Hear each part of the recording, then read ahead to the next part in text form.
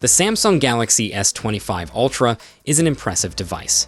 It's sleek, powerful, and packed with features that make it one of the best smartphones money can buy. But for all its strength, still a nagging feeling that Samsung played it safe this year.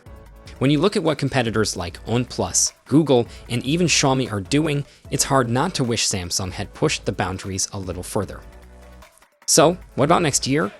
The Galaxy S26 Ultra has the potential to be a true game changer if Samsung is willing to take some risks. The company is at a crossroads. They can either double down on innovation and remind us why the Ultra lineup exists, or they can continue making incremental changes while competitors chip away at their dominance.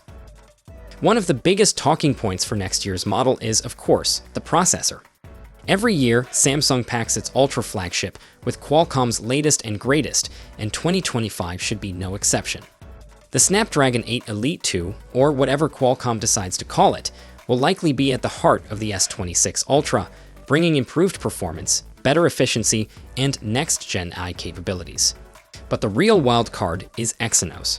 Rumors are swirling that Samsung might bring Exynos back to the Ultra series, and that's a controversial move.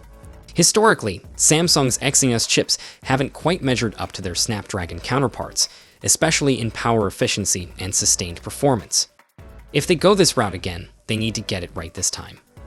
European and Asian users shouldn't feel like they're getting a second-rate experience compared to those in North America. A flagship should feel like a flagship, no matter where you buy it. Another area where Samsung needs to step up is RAM and memory configurations. Right now, 12 gigs of RAM is the standard, and while that's perfectly fine for most tasks, the tech industry is moving fast. AI-powered features, multitasking, and on-device processing are only going to get more demanding, and several competitors, including OnePlus and Google, have already introduced 16 gigs RAM variants. If Samsung is going to keep pushing AI as a major selling point, it's time to give us the memory needed to back it up. A phone that costs over $1,300 should be future-proof, and with the rapid evolution of software, having more RAM means better longevity. Battery life has always been a crucial factor in flagship smartphones, and while the S25 Ultra delivers solid endurance, there's always room for improvement. The latest rumors suggest that Samsung is experimenting with silicon-carbon battery technology, which could result in higher capacities and better overall efficiency. That's exciting, but an even bigger concern is charging speeds. Samsung has stubbornly stuck to 45 watts wired charging for years, while brands like OnePlus and Xiaomi have left them in the dust with 80 watts, 100 watts, or even higher speeds. We're talking about phones that can go from 0 to 100% in under 30 minutes, while the Ultra still takes over an hour to fully charge. It's time for Samsung to move forward. The Galaxy Note 7 battery disaster happened nearly a decade ago. They need to let go of their overly cautious approach and start competing on fast charging technology again. And then there's the camera. Samsung's 200-megapixel main sensor is still one of the best in the business, but the company has been resting on its laurels. Computational photography and AI enhancements are great, but they can only take you so far without serious hardware improvements. The latest rumors suggest that Samsung might finally upgrade the periscope zoom lens with a new 200-megapixel sensor, bringing it in line with some of the most advanced camera tech available. That would be a huge leap forward, allowing for even better zoom clarity and more detailed shots. But there's also talk about something even bigger, a 1-inch sensor for the primary camera. If Samsung really wants to reassert its dominance in mobile photography, this would be the way to do it. A larger sensor means better low-light performance, improved dynamic range, and a more DSLR-like look to photos. Yes, it would likely mean a bulkier camera bump, but if you're buying an Ultra, wouldn't you rather have the best possible camera hardware instead of just another minor upgrade?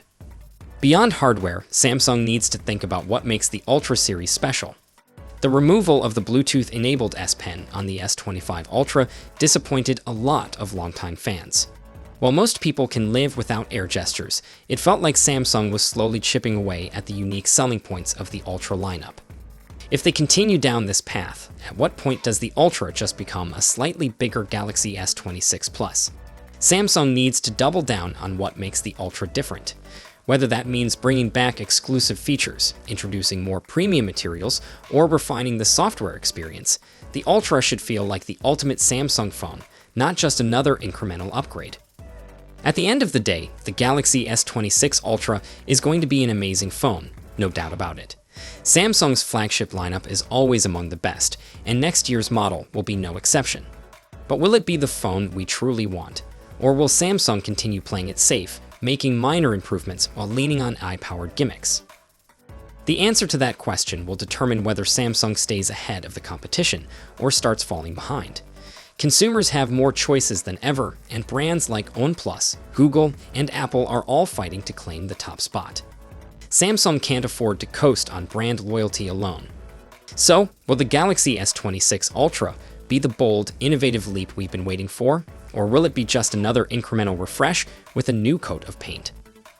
Let us know what you think in the comments, and let's talk about what Samsung needs to do next.